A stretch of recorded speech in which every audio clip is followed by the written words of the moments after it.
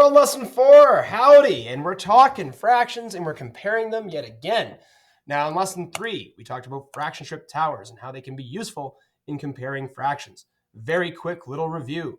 Let's say you had a question saying, hey, what's bigger, 1/2 or 2/3? I don't know. What's bigger? Okay, well, I can use a fraction strip tower to prove that. So here's 1/2. It's that value. Here's 1/3. 2/3, it's that value. I can visually see that 2/3 is bigger or it's greater. Awesome. But I don't always have a fraction strip tower with me on hand, nor do I want to draw all the time. I don't like drawing, and you probably noticed that. I'm bad at it. But that's okay. So yeah, I don't want to do this strategy all the time. I want to do something that's a little bit quicker. So how the heck can I do this? Well, the thing about fractions and when we're comparing them is that it's hard to compare fractions that are unlike fractions or fractions that have different denominators. So we would say that 1/2 and 2/3 are unlike each other. So I want to make them like. I want them to have the same denominator. I would say that is a common denominator. So how the heck do I do that? Well, we got to go back to lesson 2, making equivalent fractions. And here's a trick. You're going to love this. 1/2, and we're comparing it with 2/3. How do I make it so they are like, so they have a common denominator?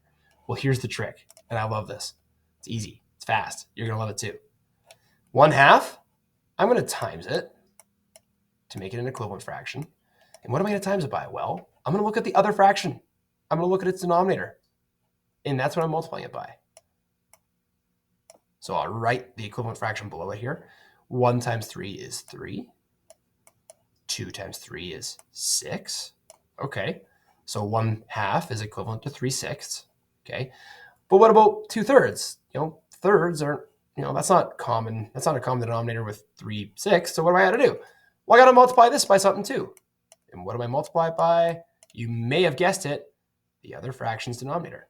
So I multiply this by 2. I multiply this by 2. 2 times 2 is 4. 3 times 2 is 6. And now 2/3 is equivalent to 4/6. And now I've got two fractions that have a common denominator. These are like fractions. They're both sixths. So which one's bigger? Well, 4/6. I want 4/6 more than I want 3/6. This is absolutely greater. And again, I can prove this visually. Check this out. We said we had 1/2 and it was equivalent to 3/6. Okay, well, I'm going to show that visually right now. So here's 1/2. That's the cutoff right there, right? Well, if I turn this into sixths, making sure there's 6 parts total, and I'm trying my best to make this even. It'll be a little off, but that's okay. So now I've got 1, 2, 3, 4, 5, 6.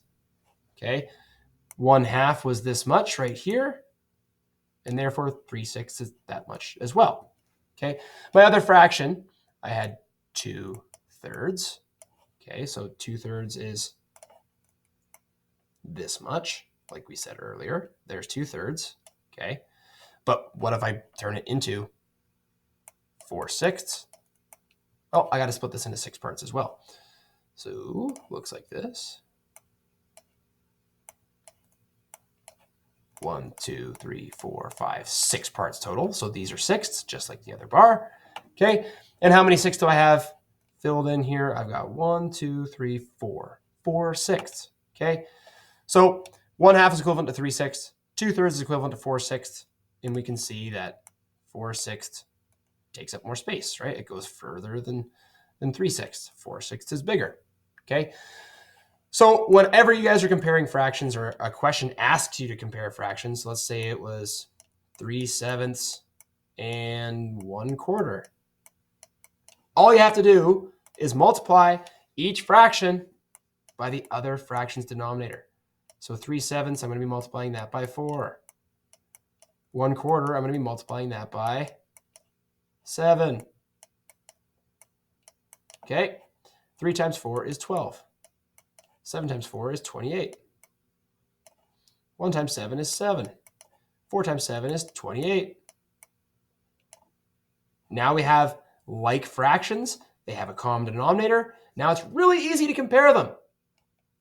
12/28 is bigger than 7/28. So boom, this one's greater than. Cool.